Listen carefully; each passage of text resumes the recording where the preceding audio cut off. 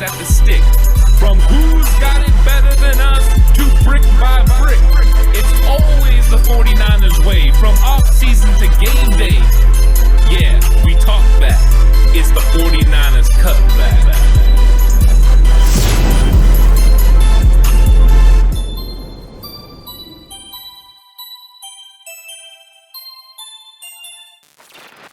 It's 49ers Cutback Podcast time, and we have some interesting news and 49ers things to go over because, unfortunately, there's always news surrounding the 49ers. Not all of it is great. Some of it is very interesting, but it's going to be exciting to talk about. Definitely going to be exciting to talk about, so make sure you hit that like button right now. Hit that subscribe button if you haven't already, that notification bell as well. Head on over to the Discord as well, because some of this information gets posted in the Discord before our videos even go live, so you'll be even more ahead of the curve than the Cutback crew already is. So make sure you go join that. It's a lot of fun over there. But yes, there was a lot of things to talk about. Kyle Shanahan had a lot of things to say the last few days, whether it was post-game, after the Week 2 game against the Chargers, or whether it was today in a couple of interviews and discussions, talking specifically at the start about some injuries that have been piling up and some injuries that have been happening with this team and guys that they've been dealing with things and things that have recently popped up, right? You had Maurice Hurst, who went down with an injury. You had Mychal Kendricks, who went down with an injury. Not good diagnoses for either guy. We talked a little bit about Mychal Kendricks and the fact that if it was a turf toe situation that he could be out for a little bit of time, it's confirmed. It's turf toe, folks. It's at least a month is what they're saying. Maurice Hurst has an ankle sprain. Bad news, it's the worst kind of ankle sprain. It's a high ankle sprain. So again, a guy that's out for another month. What impact is this going to have on this roster and for this coaching staff who is going to be having to make cut decisions coming up here in the next 24 hours? I think first off, it's very frustrating for the 49ers that just brought in Mychal Kendricks to stabilize the linebacker position and get some, stability and depth there, and then he goes down with an injury right away. He's not going to be producing for this roster, but you sign him to a contract to which, it still is a cap hit. So if you decide to go ahead and move on from him, you're going to lose some of that money you had in that piggy bank that you were trying to keep together. So this is unfortunate. You're not going to get anything out of this player over the first month or so of the season. But now you got to make some decisions. You got to make some hard decisions because you need guys that are going to be able to play, and you've got to cut players. So this is going to be interesting to see what they do at the linebacker position. I think this has been a position behind Warner and Dre Greenlaw that has been questionable. And now it's even more questionable because who is going to take the role and take this job of Kendricks? We know Al-Shaair has been playing. He's slotted to be that Sam linebacker, but he has the elbow thing now. So how healthy is he going to be? Is he going to be able to play against the Raiders? Is he going to be able to play against Detroit? Those are big questions moving forward that need to be answered. And if he's not going to be, who is going to start? Are we okay with Flanagan Foles starting there? Or is it going to be Jonas Griffith? I think Marcel Harris is on the outside looking in right now, just from everything that we've seen in the preseason. So it does lead to some interesting questions and interesting dialogue. The 49ers have to make a tough decision here, and it doesn't get any easier with Maurice Hurst. The only thing that does do is if you put him on the IR, you open up a roster spot and you don't have to cut someone that ultimately you were going to have to cut because Maurice Hurst was going to make this football team. So maybe it staves off a little bit of a problem there. I know you've talked about this before, that you thought it was going to be an agonizing decision for the defensive line. So how do you feel about that? It's no longer agonizing because I think a lot of the things changed too with the IR rules. So the amount of games now that they have to sit has been reduced. I think it's cut down to 6. So it's not necessarily now as big of an issue. You can make sure that Maurice Hurst is fully recovered and throw him on an IR slot. And the same thing with Kendricks. And that opens up that roster spot until they're ready to go. So you can now keep a couple of guys potentially that you wouldn't have been able to and give them a run and see what happens, right? See if they develop, whatnot. The only problem is, right, if they're playing well and they're producing, there's an opportunity now that you're going to have to try and waive them and stash them. Good luck doing that, especially if there's teams out there that need position players. You could also just not do that, right, and roll with these 2 guys on your active roster but not able and available to play, and that's going to, you're going to part with potential guys who could have an impact immediately in the short term. It really just comes down to, I think, where they progress by the end of this week. If they're not doing a whole lot, if Maurice Hurst isn't able to do any sort of extensive rehab process, if Mychal Kendricks is struggling to walk around and plant and move around on that toe, there is a good chance that one of them or both is going to end up in that IR designation. Is that fair? Sucks. I don't think it's fair. No, I think both guys had a great opportunity to make this team, and I thought Maurice Hurst was going to be someone who's going to have a huge impact early on. I think if there's one of the two guys that I believe is going to get stashed, it would be Kendricks. It makes sense just because, well, you paid him the money, right? And we haven't got to see a whole heck of a lot out of him right now, but you can keep that roster spot available, right? And then you have a little bit tougher decision to make down the line. If one of these guys that you keep now instead of Kendricks starts producing and performing, do you just eat the salary and eat the guaranteed incentives in his contract, and it is what it is? Or if the person's not producing, right, you can move on from the other guy, bring Kendricks back, and let him get out there and do something for this team down the road and down the line. But I think Hurst's injury with a high ankle sprain, those are just tough, man. They're just tough. He hasn't had a lot of them in the past, so that can be positive or negative. Sometimes if you don't have a lot of ankle injuries, and that very first one is an absolute disaster trying to get back from. And other times you're an absolute savage and it's nothing, right? And you're able to push right through it. Hurst is a tough guy. We're just going to have to wait and see on that.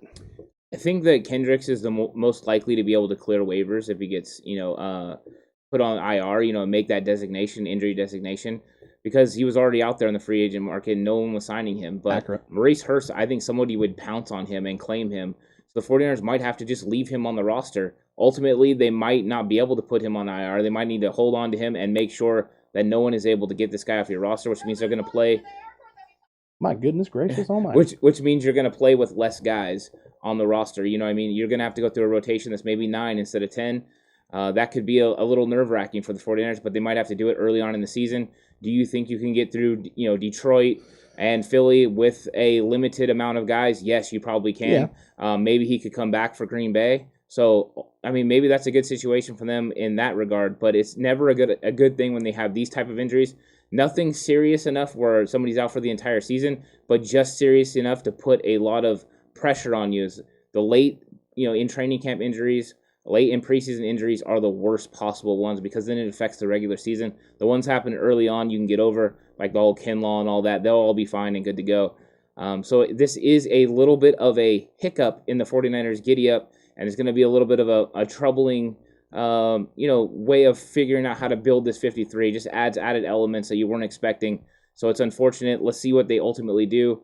Let's see if they have to waive these guys or what they have to do, because they know they need to make sure they get through the next preseason game. But what that could be is them playing some of those starters that they haven't been playing all preseason and having plenty of rotation that they don't have to address this right now. It's true. I think Hurst. I think that's fair. I think Hurst's impact or not being on the field isn't as big of a deal because that position is deeper. Whereas Kendricks, that's not necessarily the case. That linebacking group is not as deep, and so you need the bodies potentially to be able to rotate in and do different things for this group. So it's definitely going to be a thing to watch going into this final preseason game, how much certain people are playing, and if you see a shift and maybe some guys playing in positions that you didn't expect to see them play in. Because Kyle Shanahan talked about a couple of rookies, right, that he's been very impressed with, and Jaylon Moore was one of the guys that he's been very impressed with and liked some of the things that he saw, and even talked about how they were going to try him out of guard a little bit potentially, just to see how he could, operate and what he does. He also brought up and mentioned Talanoa Hufanga, a guy that we've talked about potentially being a guy who could be a hybrid guy, playing the box if you need him to. With this Kendricks injury now, do you think this could be something that they test out this week? Oh, it definitely could. I mean, you have guys right now, I think, that are the hybrid role already. Marcel Harris is one of those guys. Demetrius Flanagan-Foles is that is the hybrid player. But Talanoa Hufanga is definitely better than them around the football as far as around the line of scrimmage. I think Marcel Harris is adequate, and then I think Flanagan-Foles behind that. But learning the run fits as a safety playing in the box is a lot different. When you're playing from farther back, you have different reads, different keys. Things look different. You're able to see more of the field. When you're up there in the muck that is the box, and you've got to find your window and go up there and make a play, it's harder. You have offensive linemen running at you. You have defensive linemen getting pushed into you. There's a lot of congestion that you have to navigate through, and it's harder to do. So can he do it? Yes, but I think it would be some development time that would need to go there. They definitely got to figure out if they're going to keep 4 or 5 linebackers. I think they want to keep 5. I think that's the plan right now. And with the injuries at safety, there's no pressure for them to keep extra safeties. So we'll see how this ends up going out. But I don't think they will keep somebody just because of the Kendricks injury.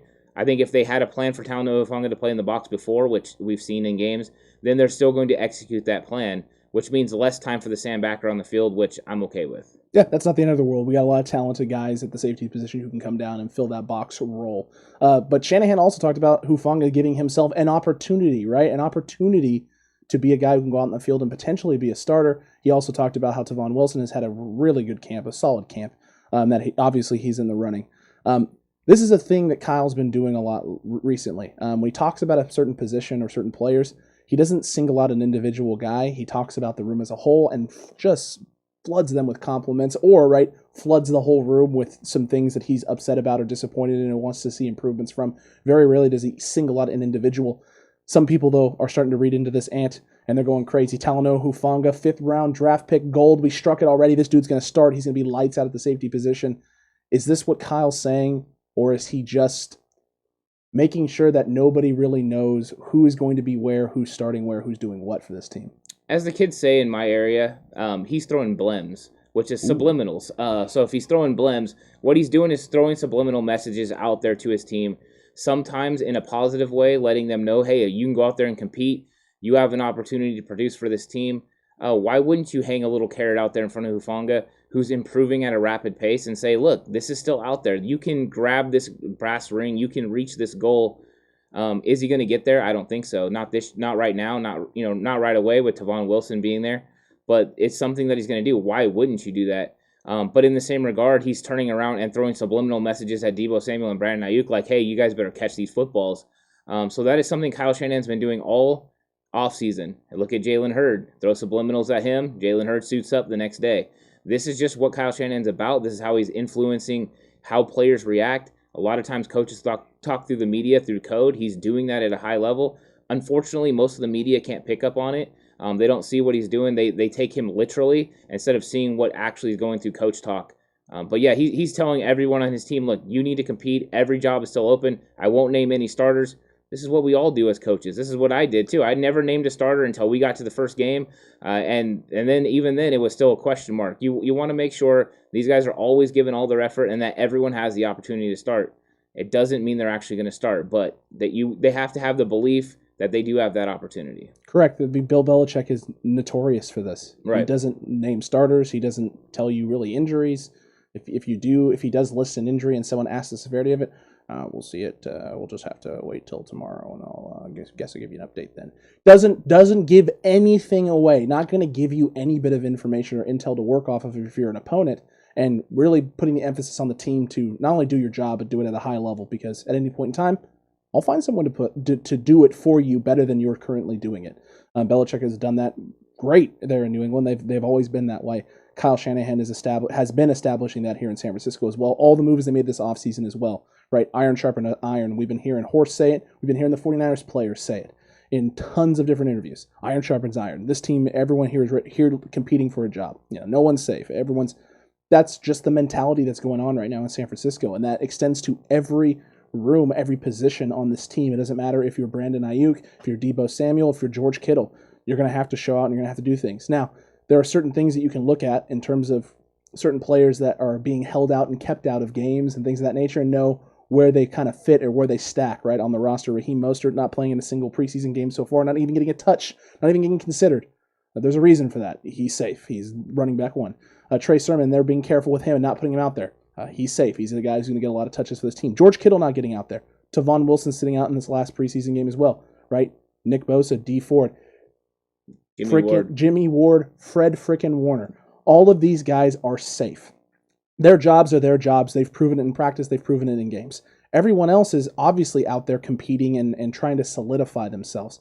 So when you see Brandon Ayuk out there dropping balls and Kyle Shanahan in his pressers, maybe not getting frustrated, but definitely a little perturbed, a little annoyed that Brandon Ayuk has been dropping more balls than we've seen Brandon Ayuk ever drop, because he doesn't drop them in practice ever. Dropped all of what last year, like five of 96 targets. This guy doesn't drop the football. So the fact that he's had a couple here early in the preseason, red flags are going up. But it is preseason. It is a business decision, I think, on one of them, and I think the other one just was an unfortunate situation. I think he went up and it's just one of those ones where you can't do it. You do everything you possibly can, you just can't come down with it. You want him to eventually figure out how to come down with that ball in space, But, this is the first offseason in which Brandon Ayuk is the guy that a lot of 49ers fans, and I think a lot of teams and opponents are looking at as being the feature. He's the feature wide receiver on this team. He's the guy that you think can do the most amount of things. And there are some 49ers fans throwing Deebo Samuel slander out there, which is absolutely ridiculous. But that's okay. That means Brandon Ayuk is going to get challenged each and every time he steps out on the field. He's going to be going up against the best coverages that are schemed to slow him down or slow down Kittle, right? He's not going to get maybe as many one-on-one matchups this year. His job is going to get a lot harder, and I want to see how he thrives and how he steps up to meet that moment, because this is a big moment for Brandon Ayuk for not just this season, but where he's going to establish himself in the pecking order of wide receivers in the league. I just don't understand why people are building it up so much.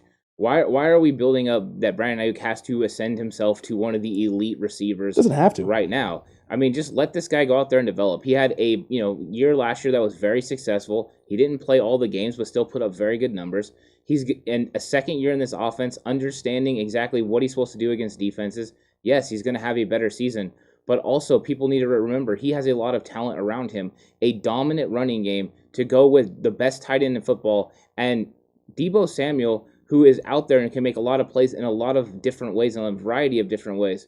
So there's going to be a little bit of split of the wealth. I see people throwing out 1,500 yards for Brandon Ayuk. That's a bit much. If he's getting 1,400 or 1,500 yards, that means George Kittle and Deebo Samuel are injured. We don't want that. We want them healthy. So I think we need to just temper expectations. Is he going to have a good year? Yes. Is he going to develop in his second year even further than he did in the rookie year? Yes. We don't need him to be Julio Jones tomorrow. We just need him to be Brandon Ayuk, improving in his second season and eventually developing into one of the better receivers in the league.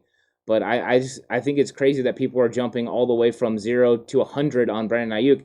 But this is the kind of the par for the course, which they do with a lot of players. I mean, they did it with Trey. Trey hadn't even taken a snap yet, and he was already considered by. It's amazing. So I think just pump the brakes a little bit. But I mean, I love Brandon Ayuk. I think he's going to be a great player. But he's just another guy, a cog that fits in this role of what the 49ers do and how Kyle Shanahan ultimately wants to attack defenses. He's a very big piece of it, but I don't think by any means he should be considered one of the elite receivers, or even somebody shouldn't think he's going to get 1,400 or 1,500 yards this season. 70 receptions, 1,000 yards would be a wonderful, incredible season for Brandon Ayuk. It would be everything that he needs. I think a 70 reception, 1,000-yard season for Brandon Ayuk puts him in the elite category, in the elite tier. 10 more receptions, almost 200 more yards under his belt. And you're going to throw whatever touchdown stat you want out there. I wouldn't look at a lot of touchdowns because that ball is going to get spread around the red zone. It's going to go to a whole lot of different places. So unless all of his catches are big catches, big yardage, and things of that nature for scores, keep that touchdown number low. I think shooting for the stars for Brandon Ayuk this year is 1,000 yards. Anyone going above 1,000 yards, if you're looking at the 1,200 yard range, you're not shooting for the stars. You're shooting for another galaxy, because you're asking this team to rely heavily on one guy when they have too many weapons. There's too many weapons on offense for that to be the case. It's not reasonable. It's not doable. Look at the Chiefs, right? Look at Tyreek Hill and the numbers he would put up, and Travis Kelce and the numbers he would put up, and Sammy Watkins. Sammy Watkins was a killer in some games. I'm talking 200-yard games, right, and 3 scores on 8 catches. And then he would be a ghost the next 2 weeks after that, and then have a game where he would score 2 touchdowns on 4 catches for 20 yards, right? There's too many pieces around and too many different ways you can use pieces in the offense, so it's going to get distributed. That wealth is going to get shared. So statistically, lower the bar just a little bit. Bring it down into this universe. Bring it into the Milky Way galaxy for the very least, 49ers fans. Let this kid develop. Let him grow. Expect big things from him, because I think he can do it. He broke the single-season record for a rookie wide receiver in San Francisco last year with 60 catches. Now, that's not the rookie reception record, but it is the most a rookie receiver has ever put up. So it is totally reasonable for you to want to shoot for the stars for this guy. Let's just make it a star that we can see. Yeah, I think so. I think we just need to keep it in perspective. Also remember that their game plan is going to change. So what player is going to be featured inside each game is going to be determined by who they're playing and how Kyle Shanahan and Mike McDaniels want to attack teams. You'll see games like we've seen with the Rams and some of the other teams where Deebo is heavily featured. We've seen other ones where it's George Kittle. So Brandon Ayuk is always going to make plays in games. It's just some of his performance is going to be tempered by what they're playing and who they're playing. And I think ultimately people just got to remember that it's going to be different strokes for different folks. As far as for these guys are going to show up, and for these guys, it's going to be an emphasis on this. And we always got to remember that we need that run game to get going. We need that run game to be successful. And if it is, the whole offense will be successful. So he's gonna make his plays, but don't freak out if all of a sudden one day he has like 3 catches for 33 yards. It's okay. The next one he's probably going to go for over 100 or maybe even bigger, depending on the matchups that he sees. Kyle Shanahan and Mike McDaniel know what they're doing. The 49ers know what they're doing. That's why they've put these pieces together strategically to make sure that they can execute in a huge way. So I do like him. I just think it's crazy that people are going over the moon for him. It doesn't surprise me in the slightest that happens. People get a little excited, and then you get the fantasy stands out there who are just looking at it and just being like, it has to happen. It makes sense. It's logical. It's the next progression. And if he doesn't do it, he'll never be a top 10 wide receiver in the league. And it's like, oh, that's numbers. Okay, no. There you go. There you go with the overuse of numbers. Well, here's the thing. Why does he need to be a top 10 wide receiver in the league? We don't need him to be. No. Well, the thing is like these are great players, but that stuff doesn't mean anything. What all that matters for a football team is winning championships. The only reason he would want to be a top 10 receiver, number one, because is passionate about it. Number two, to make a lot of money. And you know what? You can't pay a bunch of guys that are top at their position. So I mean, really, all we need this guy to do is be the best that he can be for us and win football games. Can we also let the rest of it worry about later? And then can we also point out the fact that most of the time when you got a elite top 10 wide receiver in the league on your roster, your team typically isn't pretty good. Look at DeAndre Hopkins in Houston. Well, that team before Watson got there, Deshaun Watson was putting up obscene numbers and statistics and yards per reception, and it was because that's all they had, and it was huck chuck football. Look at the stuff Megatron did right with Matthew Stafford there in Detroit. Megatron is one of the greatest freak of nature wideouts to ever play this game. That was it. That's all they had offensively. He had to be that day in and day out for them to even be able to compete. I mean, they're OBJ in New York, the 2 seasons where he absolutely blew up. Those were not good football teams. The Giants were not a good football team during those years where OBJ was putting up obscene numbers. Obscene numbers don't lead to team success. It's just not how it works. Not usually. You want a balanced offense. I mean, that's really what it comes down to. And all the teams that you named never had a very good running game. And if they had a very good running game, they would have been a lot better teams. A lot of times when you see those big numbers, that means you're playing from behind. You're playing catch-up. We don't want them to play catch-up. We want to play from ahead. And ultimately, that comes down to the run game. That comes down to being successful around the line of scrimmage. Every successful team usually does that well. So that's where the 49ers want to be. There's going to be plenty of opportunities for these skilled players and receivers to make plays, but it's all predicated off the run first. And once we get into the play action, that's where you're going to see whole shots from these other guys. Accurate indeed, and we love those whole shots when they come. We do. Look, Kyle Shanahan not being shy about the quarterback situation either, right, and talking about his quarterbacks. He reviewed Trey Lance after the game a little bit and said, obviously, he didn't start out very well, didn't look very good, but he liked seeing the guy making some mistakes that he really hasn't made in like 2 or 3 years, right? Picks, interceptions, really bad throws that are almost picks, watching him bounce back from that, compose himself, and then go out and execute and bring this team back when they were down. And him and Jimmy both did some things that led to the Chargers having the ability to put points up on the board. The Niners course correct. They fixed those things, and now it's not the end of the world. It's not that big of a deal. And, Trey Lance ends up having a very solid second half performance of his game, right? From those first few drives where things were looking really murky to the last few drives where things got dialed in and he got into rhythm. But Kyle Shanahan also then went on to say that he's not going to be naming a starting quarterback. No information from you. No, not telling you nothing, right? And then even telling reporters so much as basically, sorry, you can't fool me. You can't trick me into telling. I'm not saying a word on this. Yeah, as far as Trey Lance goes, Kyle kind of alluded to that he came into the game absolutely amped. It goes into what I was saying in the reaction show that when you're completely amped, you overgrip the football, and that's why the ball is fluttering. That's why he's having a little bit inaccurate. And I also believe he's putting too much velocity on the football, making it harder for receivers to catch it. Kyle said Deebo Samuel should have had one of the catches that would have helped, get Trey Lance in rhythm. So Kyle is probably going to have to scheme this up to get him a nice, easy throw early in the game, whether that is a rollout or whatever. Something similar to we saw what Richie James did in the second half. Get a pass that's high percentage where he can get the ball there and kind of settle in. He still is a young guy that needs to settle in, and once he does that, I think, yes, he can get in rhythm and make plays. But Kyle putting the onus on Deebo Samuel, that is his fault. definitely was a blem thrown at Deebo Samuel to make sure that Deebo knows he's got to make plays, and Kyle Shanahan's expecting him to make plays. Kyle Shanahan's harder on receivers than any other position because that's what he played, and he knows the position well. As far as the starting position goes, what does it serve Kyle Shanahan or the 49ers to tell who the starter is going to be? Thank you. I saw Thanos was upset and said, obviously, if it was Jimmy Garoppolo, you would say it. The only reason you wouldn't say it is because it's Trey Lance. You don't want people to know that offense is coming. It's like it doesn't serve any purpose. Also, that offense, there he goes, tripling down on the Trey Lance offense. It's not different. It's really not different. He has all these things in the offense already. Trey Lance just executes the part of the playbook that is somewhat dormant when Jimmy Garoppolo's in there. It doesn't mean it's not in the offense. It just means he doesn't have a quarterback that can execute those certain plays. And there will be, guess what? This is just straight up for everybody. Trey Lance, when he's in the game, there are going to be plays that are dormant that Jimmy Garoppolo runs because he's not ready to run those plays yet. So right now, you can't get a full playbook from either one of the quarterbacks. Trey Lance, you're hoping eventually can run Kyle Shanahan's entire playbook, but that is a tall order. He's got a lot to learn. But this didn't surprise me at all.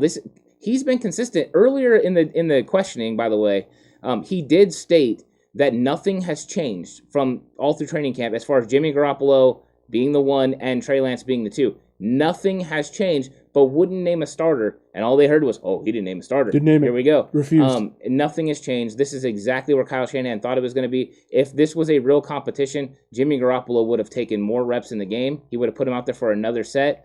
He didn't. I believe it's still Jimmy Garoppolo 1, Trey Lance 2, because there are things he needs to clean up. But I think Trey's going to get some time to spin in these games.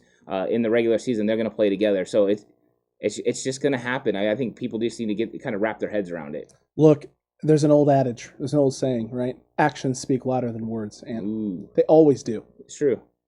If this were truly a competition battle, Jimmy Garoppolo 100% would have been going in on Series 4. Yeah. May have even gotten a 5th series. Especially if Trey Lance had a lights out Series 2 and a lights out Series 3. Like, they would have put Jimmy in and given him a couple more series, and let's see how Jimmy responds to this, right? That's not what happened. Jimmy had a great first series, and one bad throw ended it. And in all honesty, if Ayuk doesn't even touch it, if Ayuk goes up, it's like, it's just a little too high, that ball sails over, and the Niners' drive is still continuing. There's a good chance they're putting points up on that board, and then the pressure is really on Trey then at that point to go out and do something and execute as well. That's not what happened, though. In the world and the universe we live in, Jimmy goes out and throws a pick, Trey comes out and does the same exact thing. Then Trey comes out and has consistently bad throws on the next drive, including 2 passes that were almost picked off as well, and then finally finds a way to bounce back, and they scrap the plan, right? What was the plan to get Jimmy back out there? And just, you know what, the young guy needs the reps. He needs the work.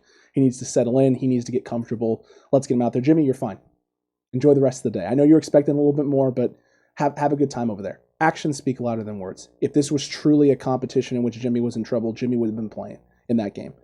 That's not what happened in this second preseason game. What happened in the second preseason game is Trey Lance showed some faltering, a little bit of faltering early on, and Kyle Shanahan wanted to make sure that this guy can fight through that adversity. Let's make sure that he can handle that workload, handle the pressure. When you go out and make a mistake, can you bounce back if we need you to bounce back? Can you do those things? It was a great test and a great opportunity to test him, and he answered the call, right? He answered the bell. He got up. He went out and finished the fight. That's what you want to see out of your rookie, especially when they're not accustomed to making mistakes like Trey is. He's not accustomed to it at all. This is a guy who didn't make mistakes in college. Makes some in the NFL, bounces back, 2 touchdown drives. You'll love to see it. Now you feel a little bit more comfortable with your rookie, and you know your vet and the guy who's supposed to be your starter in Jimmy Garoppolo. He's a professional. He can handle this. This isn't the first time he's been in this sort of quarterback limbo situation where he wants to be on the field, but there's another guy out there taking snaps. Yeah, he's very mindful, too, of the media attention on Trey Lance. He wasn't going to let Trey Lance go off the field 1 of 5 for 9 yards and an interception. He was not going to let that happen. The media outcry would have been absolutely crazy. Plus, he stated that Trey Lance was in a little bit of a funk, like he was feeling it. So he was feeling out of rhythm, and he wanted to make sure he could take over for that. One of the greatest parts of that is getting into a 2-minute offense where everything kind of happens quickly and you have to just play on the fly. There's less thinking. He knew that was an opportunity for Trey Lance to be successful. He was able to go out there and get it done. And ultimately, that springboarded Trey Lance, that rhythm, that, basically the flow into that third quarter where he was able to make some more plays. So I think it's very calculated by Kyle Shanahan. Well done. Jimmy Garoppolo didn't need more reps. You already know what Jimmy Garoppolo can do. And so you get Trey out there and you make sure that he feels good. And now everyone came out of that game. If he would have came out after those 2 drives, one of 5, 9 yards and interception, they would have went after him. But because he did what he did in that 2-minute drill and then the second half with the touchdown to Travis Benjamin, everyone came out talking about how great Trey is. That's what you want ultimately from this guy, is he's building confidence. Because yes, he's a very confident guy, but he's still building confidence as an NFL quarterback, that he can handle all situations that are coming his way. So this is a good test for him. Kyle Shanahan and Scangarello handled this very well, and they made sure that he felt good. They already know Jimmy's confidence is not going to be shook or rocked or anything by this. So it's a perfect situation for them, and the way they handled it was dead on. It's what you kind of have to do. It's one of those situations, too, where if someone's going to take a little bit of flack, a little bit of heat, or maybe some negative pub, you know Jimmy can handle it. It's not the first time Jimmy's been embroiled in some sort of quarterback controversy or quarterback issue, right? Jimmy can handle it. Jimmy's a professional. Jimmy's been through the ringer. He understands. He knows what he has to do. He knows what to say, right? And he knows that his play on the field is going to dictate and determine what happens with him. It's not going to be what, some talking head in the Bay Area or some talking head on the East Coast says about Jimmy Garoppolo. Those things are going to have no impact on what Kyle Shanahan does in this front office and with this quarterback room. His play is going to determine and dictate that. His leadership is going to determine and dictate that. By no means is Trey Lance, making Jimmy Garoppolo look bad.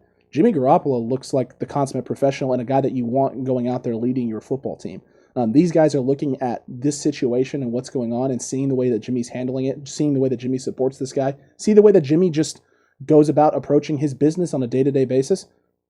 They're gonna go out there and fight for this dude. They want to fight for this dude. And that's the greatest part about the Shanahan plan, right? Is that they've had these conversations with this team. This team understands that they're trying to utilize both of these guys' strengths to get this team to that next level and bring back that 6th championship. They're all in. Everybody, top to bottom.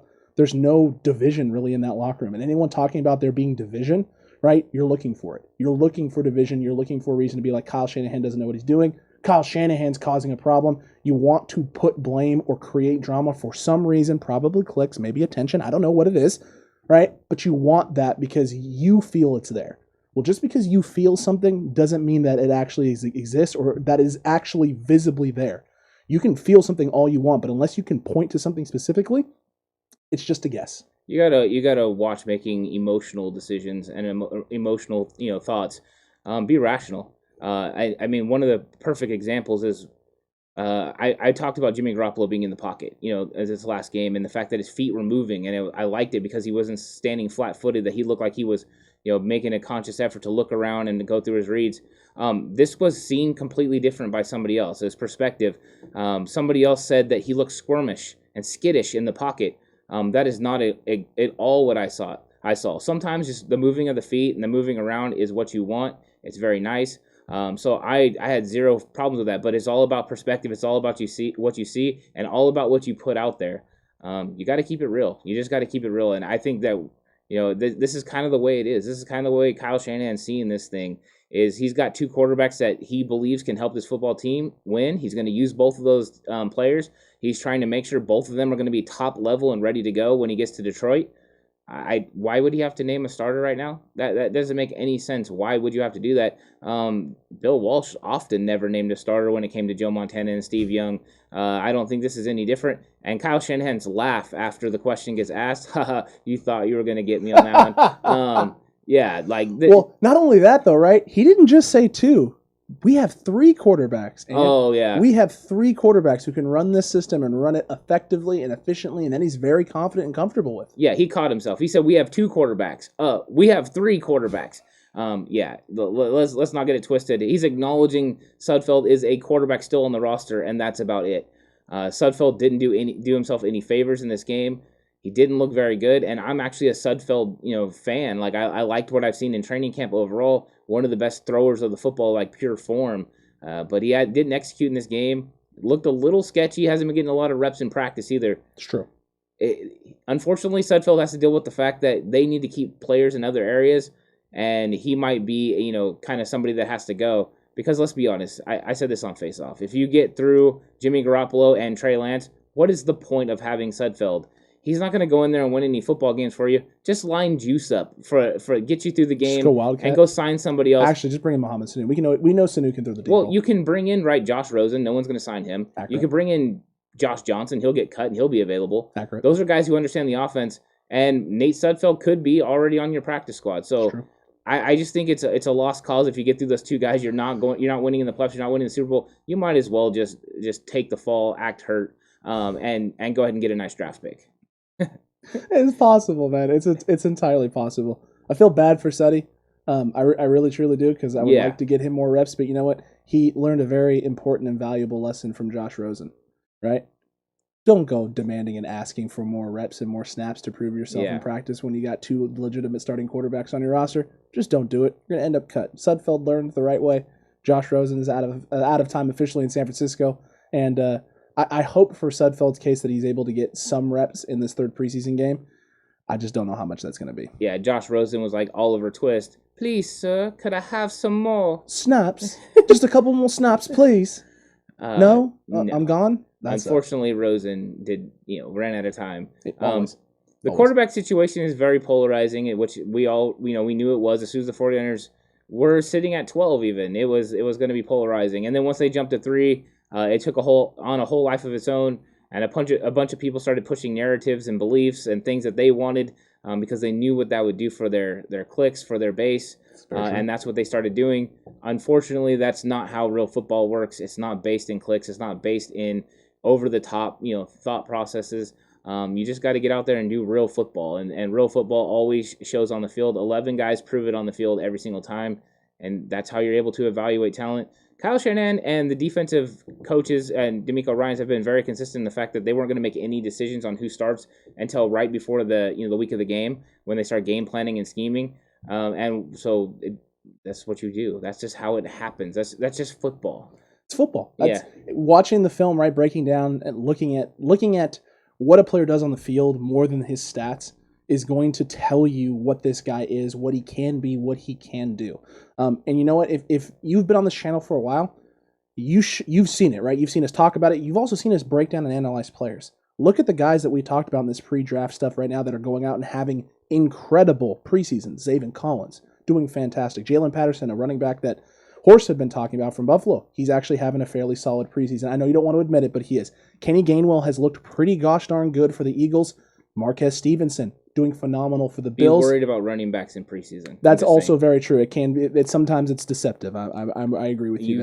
Usually is. Shai Smith, though, a wide receiver that you were extremely high on, that went very, very late, having an incredible camp so far. And one tight end. Actually, there's a couple of tight ends that are actually doing really, really phenomenal right now. But Kylan Granson, a guy that we had talked about a whole heck of a lot, he's doing incredible out there with the Colts. Another guy who's having a pretty solid camp so far, Pat Freiermuth. Looking right there for the Pittsburgh Steelers. With him, he just had to get healthy. It was always health with him. But yeah, you're right. Some of those guys are looks like they're going to pan out. Mm-hmm. Let's see what they do when they get into the regular season. Always. With running backs, I'm always nervous about what they do in the preseason because a lot of times they'll get huge reps against the third string guys, and it looks different. Put up gaudy numbers. Yeah, I mean, famously, we had a local guy around here, Lewis Rankin, and he used to absolutely dominate for the Oakland Raiders, and absolutely dominate preseason, and then it would get time and he wouldn't even make the roster. So this happens a lot of times with running backs. You hope these guys pan out. I hope they all do. But I'll never back off the fact I don't believe Jarrett Patterson fit the 49ers system, and there's no reason to bring him in. There was no reason to bring him in. He wasn't a good fit here. He'd be probably a better fit some other places, and so far so good for him. And we hope for all these guys success, but always it can't work out for everybody. But the film, more times than not, is going to tell you what a guy can and can't do and whether or not they're going to fit. So far, a lot of the guys the Niners have brought in, been a pretty good fit so far. We'll see how that continues to develop. There's still one more preseason game. We still got final cuts coming your way, and we have Project 53 just around the corner. Yeah, Project 53 is going to be fun. That's going to be our last attempt to project the 49ers 53-man roster, which is going to be the most difficult, I believe. Last year was a little bit easier. Very easy, this year, because of the injuries and things, it's going to be a little bit harder to predict. We're going to try to nail down that final 53 and see if we get it right. But that's coming up next week. So we got a little bit of time to try to figure this out. One more game to process and evaluate talent. See if somebody can elevate themselves to the level of making this 53-man roster. If they can, they'll be on that 53. If they can't, they'll be catching them down the road somewhere. There's going to be a lot of players from this 49ers roster that get cut or traded, that end up on other teams and are contributors because there's a lot of talent.